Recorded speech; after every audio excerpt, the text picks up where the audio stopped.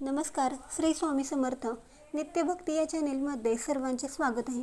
गुढीपाडवा हा महाराष्ट्रातील सर्वात शुभ आणि पारंपरिक सण मानला जातो.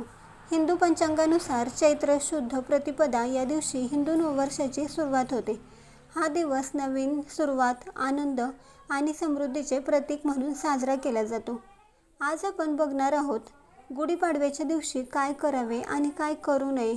या दिवशी गुढी उभारणे यश आणि समृद्धीचे स्वागत केले जाते.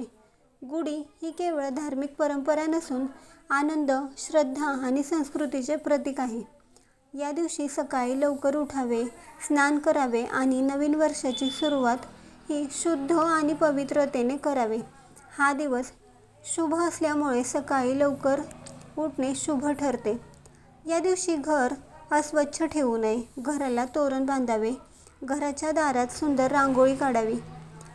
घरासमोर गुढी उभारावी. गुढीची आणि देवांची पूजा करून देवाला नैवेद्य अर्पण करावा. या दिवशी कडुलिंब, गूळ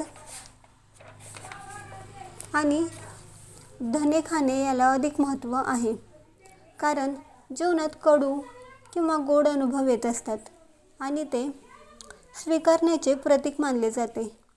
तुम्ही या दिवशी कोणत्याही नवीन कामाची सुरुवात करू शकता. व्यवसाय, एखादे नवीन घर खरेदी करणे, गाडी घेणे, तसेच कोणताही बिझनेस स्टार्ट करू शकता. हा दिवस कोणत्याही कामासाठी शुभ मानला जातो. हा दिवस मुळातच शुभ असल्यामुळे मुहूर्त पाहण्याची गरज नसते. या दिवशी भांडणे किंवा वादविवाद टाळावेत. नवीन वर्षाची सुरुवात शांतता आणि आनंदाने करावी. या दिवशी शुभ कार्य केली जातात. शुभ काम पुढे ढकलू नये. जी कोणती शुभ कार्य करायची असतील ती या दिवशीच पूर्ण करावीत.